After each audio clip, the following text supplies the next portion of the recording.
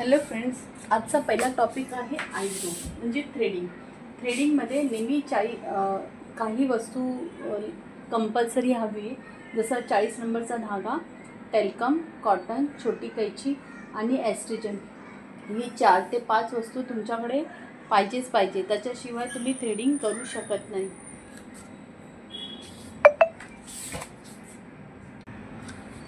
Second आहे Abro कुठे कुठे केला जातो, म्हणजे केस कुठे कुठे केस आपण थ्रेडच्या साहाय्याने काढू शकतो.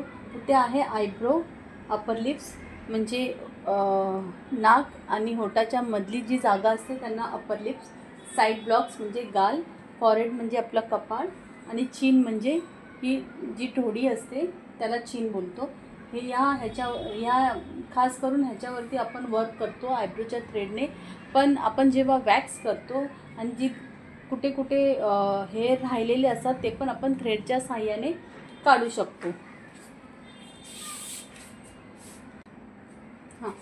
त्याच्यानंतर आहे आयब्रो करण्याच्या अगोदर पावडर लावणे गरजेचे आहे. त्यानंतर आयब्रोच्या वरची आणि खालची स्किन क्लायंटला टाईट पकडून ठेवायला सांगायची आहे, म्हणजे अशा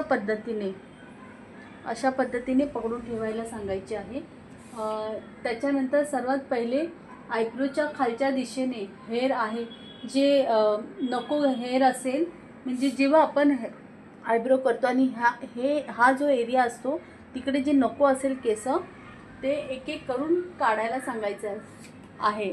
आणि सर्वात पहिलं जर तुम्ही बिगनर असाल, तुम्ही नवीन थ्रेड हातात घेतला असेल, तर जेणेकरून तुम्ही एक एक केस काढायचा, जास्त घाई करू नका. कारण की असं जेव्हा आपण पूर्ण दिशेने आयब्रो करतो ना, तेव्हा आयब्रो उडायची शक्यता असते, कट व्हायची शक्यता असते.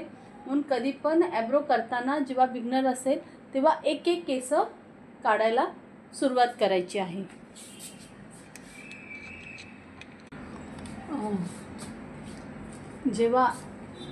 जेव्हा पण कोण नवीन आयब्रो हातात घेतला असेल तर जेणेकरून पातळ करू नये, कारण की जाडा किती ठेवला तरी तो तुम्ही पातळ करू शकतात.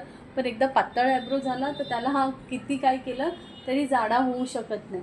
आणि आयब्रो कधी करू नये, स्किन खूपच पातळ असेल किंवा जेव्हा आपण थ्रेड चालवतो ना आणि त्याच्यातून ब्लड निघत असेल तेव्हा आयब्रो करू नये. जळालेल्या स्किनवर आयब्रो करू नये, इन्फेक्शन झालं असेल तर आयब्रो करू नये आणि पिंपल्स असेल तर आयब्रो करू नये.